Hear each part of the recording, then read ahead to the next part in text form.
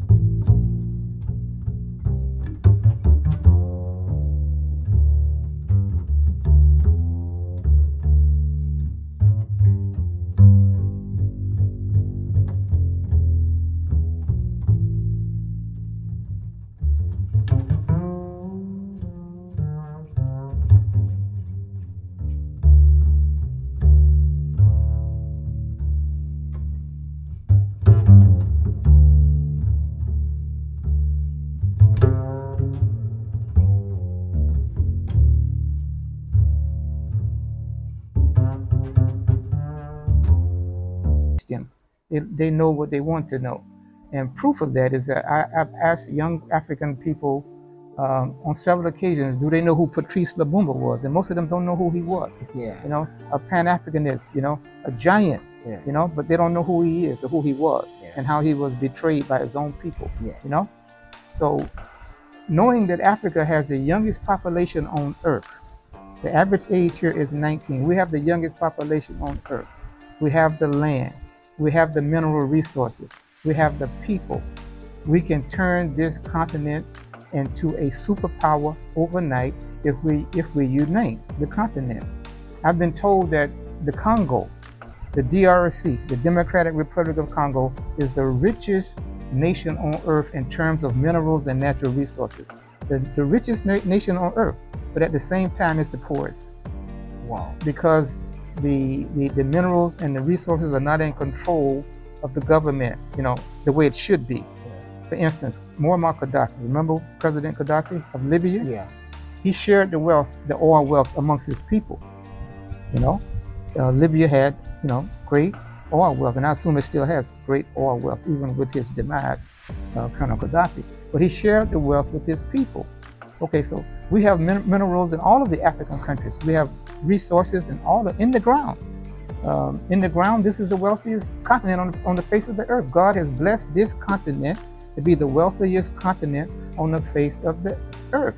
And it's our inheritance as Africans. This is our inheritance by God. So we should control it. And the problem is we're not controlling it, you know, because of greed and corruption by most of the present leaders. You know, and this has been going on since independence, since most African nations have got the independence from the Europeans. Now the leaders are doing to us what the colonials did to us, you know, and the people are still being oppressed. The people are still being denied access to jobs and industry and manufacturing and, you know, good salaries. And this is the problem. This is what keeps us weak and seen as world beggars. The world see us Africans as world beggars. Our children grow up to want to go to America. They want to go to France. They want to go to UK. They don't want to stay here and sacrifice and fight. My thing is, if you like UK, I say this to all the young people in Africa, if you like UK, if you like Africa, if you like America, then stay here and let's build Africa to look like America. Let's build Africa to look like the UK. If you like it that much, if you like Paris, let's stay in Africa with the resources that we have, with the land. You know, 60% of the world's arid land is here on the African continent. We could feed the world with the arid land that we have for agricultural growth here. We could feed the world. But again, it's been mismanaged, you know? So until we raise up that generation of African children with a Pan-Africanist view of the world and a model that fits Africa, you know, 50 years from now, we can meet, you and I, and we'll have the same discussion about the poverty seen in Africa. You actually dress like an engineer. I can see your helmet with One Africa on it, and also your vest with your name on the vest. Are you an engineer? Sort of. I'm a mind builder. You know, my dress, you know, denotes construction. You know, a construction worker dressed like this. This is the first thing you would surmise when you see me. Oh, he's a construction worker. To some degree, I am. But I build minds. You know, I build minds. I construct minds of children in an Afrocentric way. Again, the model for our children to go forward is to teach them Pan-Africanism, the unification of the continent, the total political, economic, and social unification of the African continent. One country, one president, one government, one passport, one immigration service, one postal service, one area code. This will make this continent, or country, if it would unite, if it would become one country, the most powerful country on the face of the earth because of the resources that are in the ground. We could back our money, our currency, with the resources in the ground. No one has what we have in the ground to back their dollar. We could back our dollar, whatever that currency is named, we could back it with the resources in the ground. We'll become one of the most powerful nations in the world. We will rival the East Indians in India. We will rival the Arabs. We will rival the Russians. We will rival the Chinese overnight. And it behooves me, why at this point, that the African leadership don't understand and realize this. It's like that we don't want power. We don't want to be a powerful nation like America. We don't want to be powerful like the Chinese. The Chinese are here now. The Chinese have a plan by 2050 to have 1 billion Chinese in Africa. Yeah. They have a plan, you know? And from what I understand, from what I see, you know, that plan, you know, it could work against us. If they come in those large numbers like that with the money that they have and the way that I see them mistreating African people, our grandchildren are going to suffer from these Chinese. Now, I'm not trying to start a war, but I'm just being realistic. I see what I see. I've been here long enough to see the politics of the Chinese, you know? No one has ever come to Africa as our brother and as our friend. I study history very well. Yeah. Everyone who has ever come to Africa, whether it's the Europeans, the Americans, the East Indians, the Arabs, the Chinese, they have come because they wanted something. They didn't come here because of brotherhood and love. I came to Africa because of brotherhood and I love you as my brother. Yeah, sure. You're my comrade. And I come with that type of spirit. But I don't see the Chinese children singing patriotic African songs. I don't see the Arab children on TikTok singing patriotic African songs. I don't see the East Indian children on TikTok singing patriotic African songs. So I'm cautious about their coming here. I'm cautious. And I think they have a different agenda. So we have to be careful, you know, and we have to plan. What if the Chinese turn on Togo? Do we have an army that could fight them? What if the Chinese turn on Benin and Niger? What if they turn on them? What if they declare war on Senegal? Who will fight them? This is why we need to unite this continent and build a powerful military. We have the youngest population of young people on the planet Earth. We can build a powerful military. Wow. You know, this is really deep. So you building the mind, how long have you started this, and have you had any improvements or maybe any achievements in the building of the mind?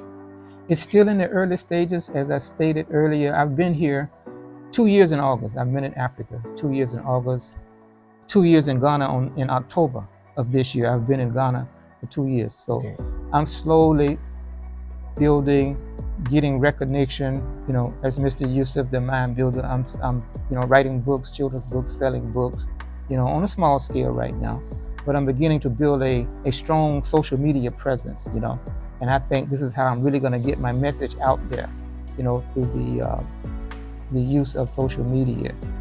So to answer your question, slowly but surely we'll get the job done. And I want you to be part of my movement as well, the One Africa movement. Yeah. You know, a whole lot of people project Africa. I'm talking about the Europeans, the Americans, and the Chinese. They project Africa to be a poor place for people to live in.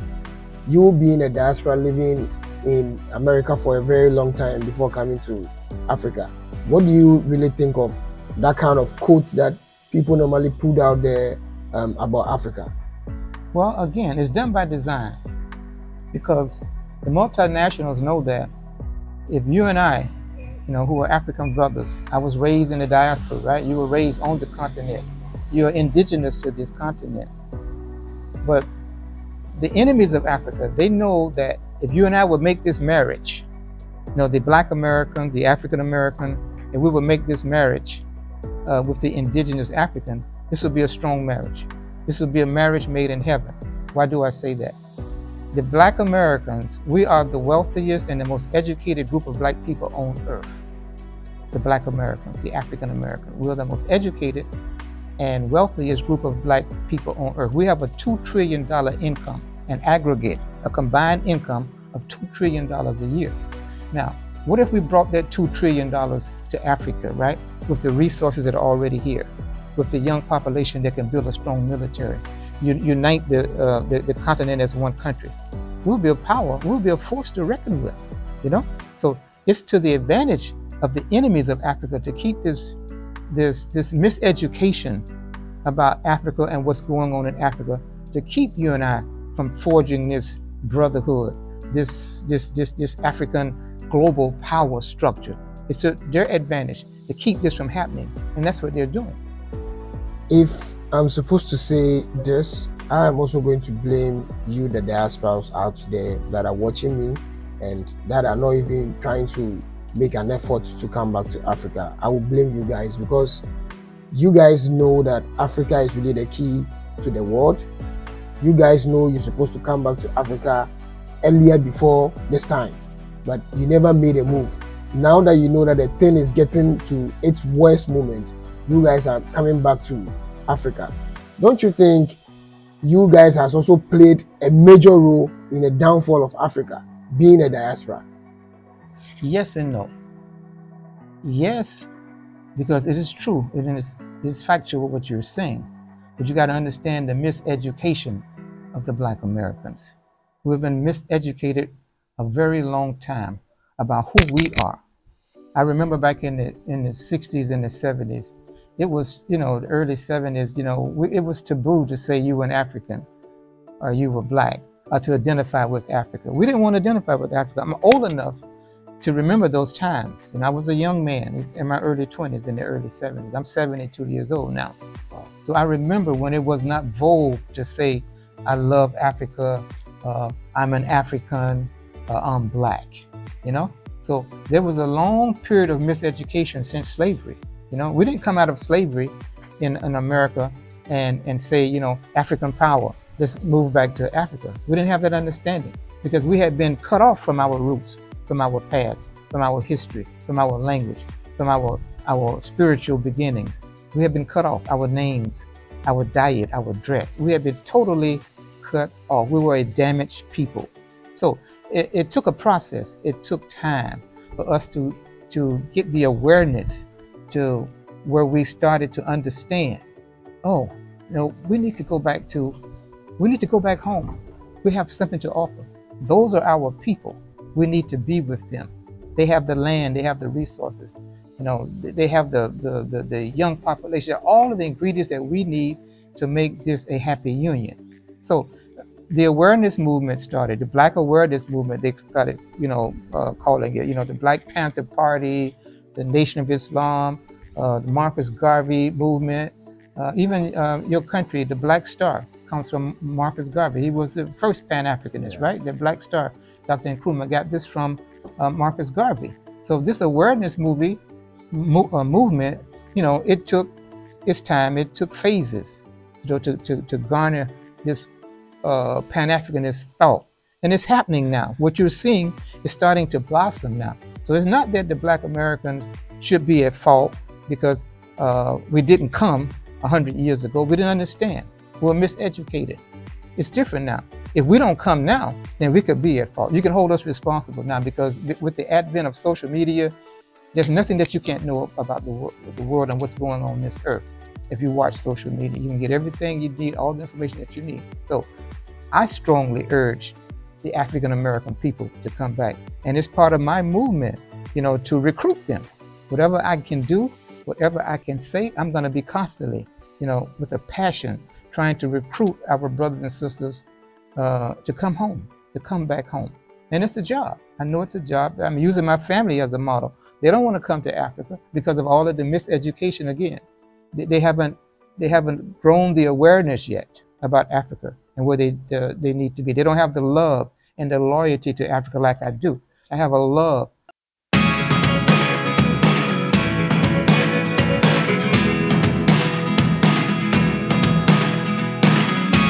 I never really know what's going on. Look at me sometimes like all you want to do is run. Hear me out, hear me out.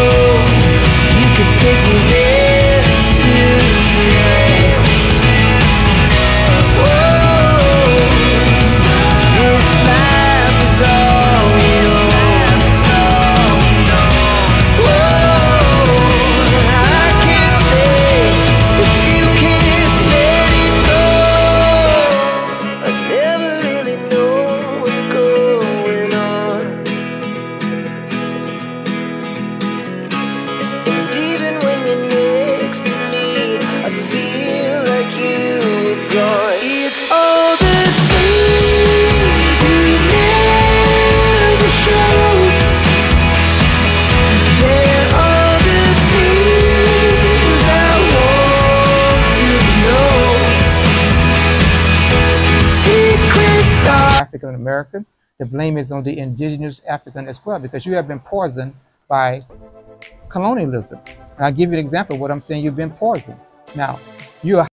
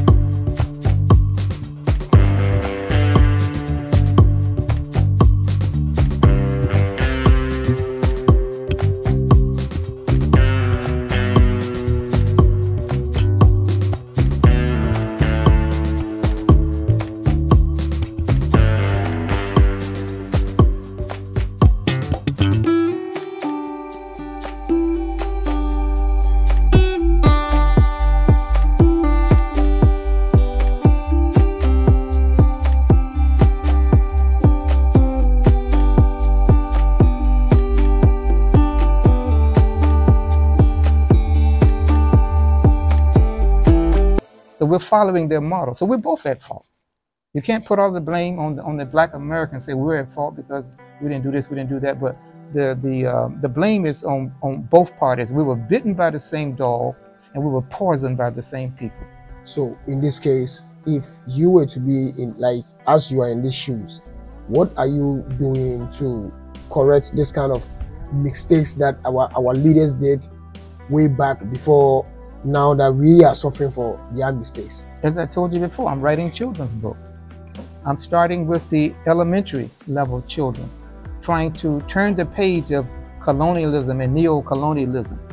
Teach them an Afrocentric view of the world. Teach them Pan-Africanist thought. This is the only way we're going to be able to change Africa and put it on a different course. We can never fix Africa. We can never heal Africa. We can never return and restore Africa to its greatness until we rid Africa of every sense of colonialism that is here.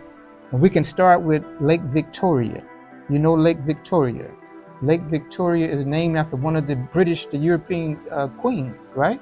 Lake Victoria on the African continent. It is the largest lake in the world, I think, or one of the largest lakes in the world. You can see it from the satellite. You can see a picture of it from a satellite in space. It's that big. Now, we can start with ridding colonialism in Africa with that name. It's surrounded by 4 countries: Uganda, Kenya, Tanzania, and Rwanda, that lake. Okay, so why don't we give it an African name?